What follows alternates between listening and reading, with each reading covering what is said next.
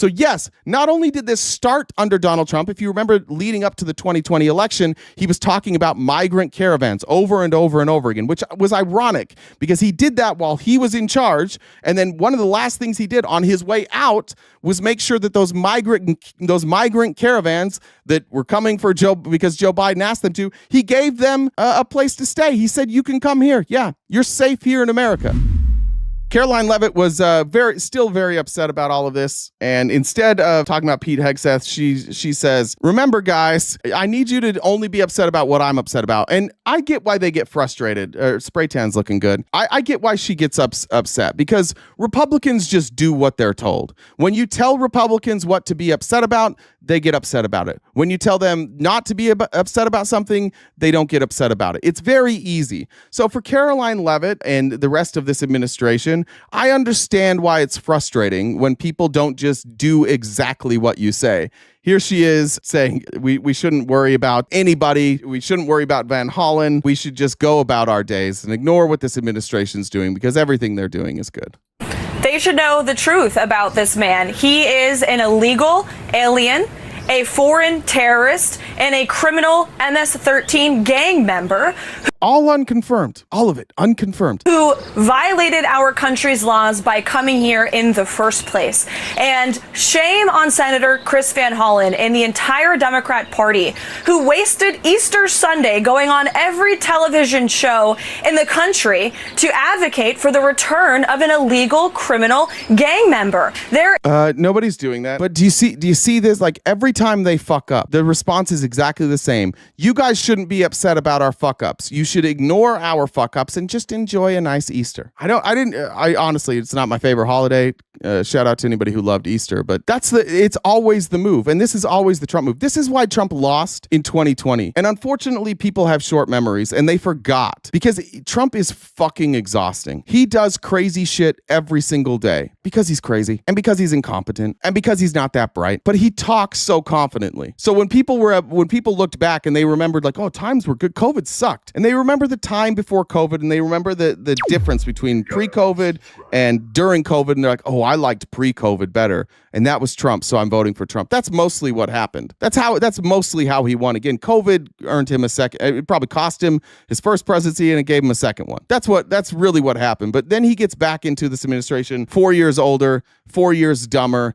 and people are already exhausted. And I just don't think people are going to be willing to look away from this. There's a lot of people who will not look away from this. Trump, I showed you the J.D. Vance stuff. I showed you him saying that he prayed for the Pope. Ironically, the day after he says he prays for the Pope dies. And I think that we can all admit that J.D. Vance killed the Pope.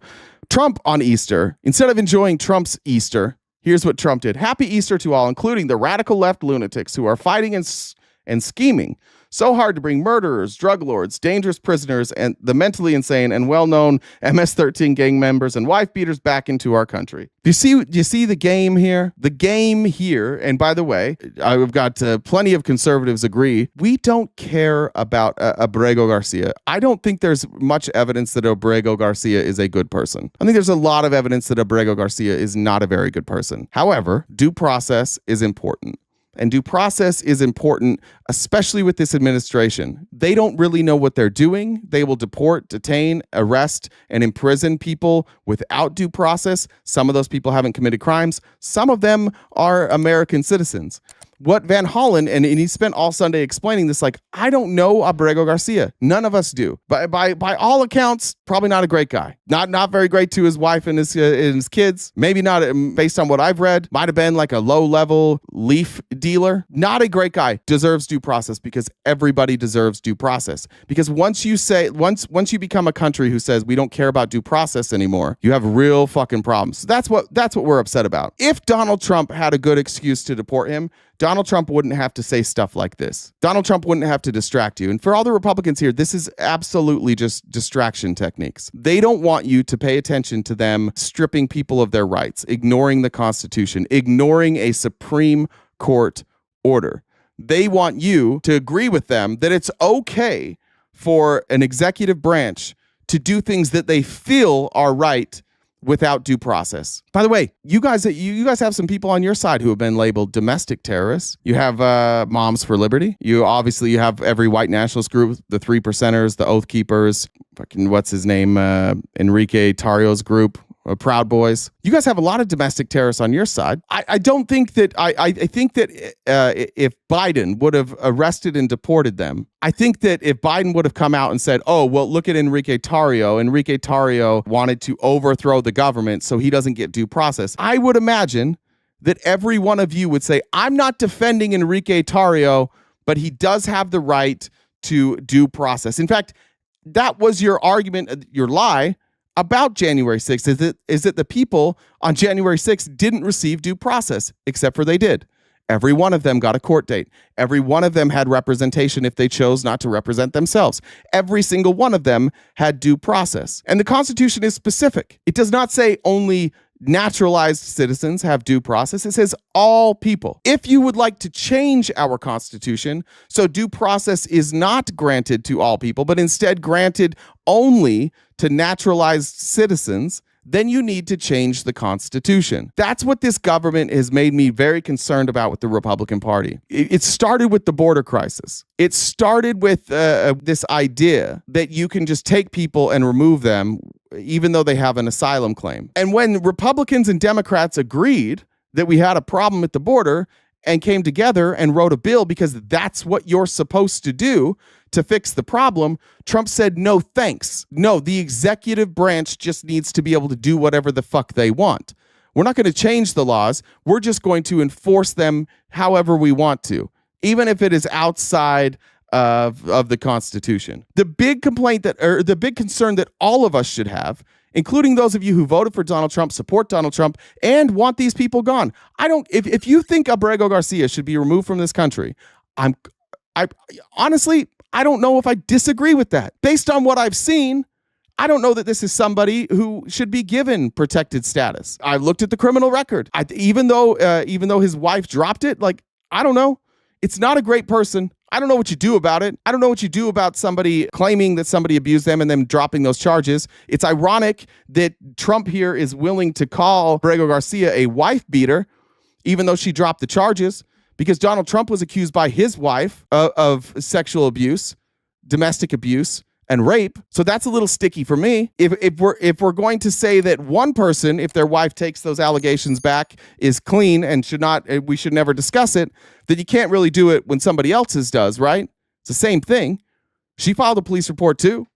She did the same thing. She just took it back. So I don't know how we square those two things. I know brown versus white. Maybe that's all that matters to you folks. But he's also credibly accused. There's more evidence of Donald Trump being a violent criminal than Abrego Garcia. We have a minor who accused Trump and Epstein of sexual abuse. We have something like it's like 30 plus women have accused Donald Trump of sexual abuse. Question I would ask you is, why is it that when Trump gets accused of things, you say that they're false accusations, even when they have a higher level of evidence than Abrego Garcia? But when Abrego Garcia is accused of something, you just believe it. Do we recognize, at least in some ways, like the hypocrisy here? What we're saying is consistent. Donald Trump should face trial. He did. Abrego Garcia should face trial. That's all we're saying. That's consistent. What you guys are saying is that Donald Trump should not face trial. Abrego Garcia should. And that feels inconsistent to me. The rest of this, happy Easter also to the weak and ineffective judges and law enforcement officials. There goes fuck back the blue. Fuck our Constitution right there too. Weak and ineffective judges and law enforcement officials who are allowing this sinister attack on our nation to continue. An attack so violent that it will never be forgotten. We are at all-time lows on violent crime right now, all-time lows. There was Elizabeth Warren has introduced legislation to basically, and people in Congress are now saying we need to take away Trump's ability to declare war because he doesn't seem to know what war is. He will claim anything's war. We've never been less violent. Violent crime is at all-time lows. Sleepy Joe Biden purposely allowed millions of criminals to enter our country, totally unvetted and unchecked. Not true. Joe Biden didn't do that on purpose. In fact, it appears this would be the exact opposite of the truth. Donald Trump purposely allowed millions of criminals or asylum seekers to enter our country when he refused to endorse the bipartisan bill. And he told Mike Johnson, don't pass any bills.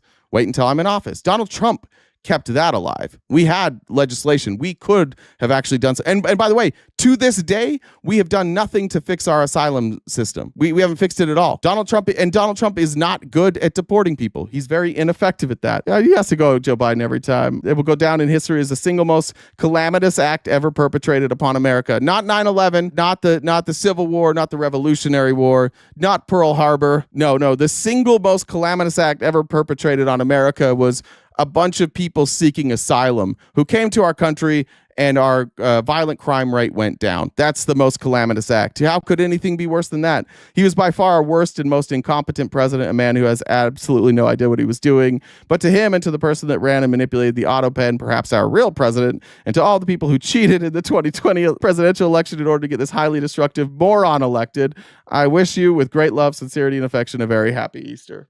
But that's crazy. This is the rantings of a crazy person. If this was your neighbor, you'd be like, Larry, put down the fucking phone, man. Let it go. Let it go. Someone told him what calamitous means. Yeah, they added that. We have asylum laws. At the border, we're required to adhere to the asylum laws. People showed up to our border, mostly because of COVID, but also because of some of the actions of the Trump administration, which we can show this. I'll show you the executive order. If you don't believe me, this is Trump admitting that he fucked up in Venezuela. This is called the Memorandum on Deferred Enforcement Departure for Certain Venezuelans. Trump says the autocratic government of Nicolas Maduro has consistently violated the sovereign freedoms possessed by the Venezuelan people. Through force and fraud, the Maduro regime is responsible for the worst humanitarian crisis in the Western Hemisphere in recent history. A catastrophic economic crisis and shortages of basic goods and medicine have forced about 5 million Venezuelans to flee the country. This is Trump as president before he leaves office. This administration has imposed sanctions against Maduro and his regime, and I've recognized the president of the Venezuelan Assembly, Juan Guaido, as the interim president of the country. He just like, yeah, no, I don't recognize your president. I'm picking a different one. The deteriorative condition within Venezuela, which presents an ongoing national security threat to the safety and well-being of the American people, warrants the deferral of the removal of Venezuelan nationals who are present in the United States. So Trump said 5 million Venezuelans have been forced to flee the country due to Nicolas Maduro and the sanctions imposed on Maduro and his regime, which would have been by this administration. That's his administration. And so we have 5 million people. And because of that, because of what Maduro did and because of our reaction, the people coming here from Venezuela shouldn't be deterred.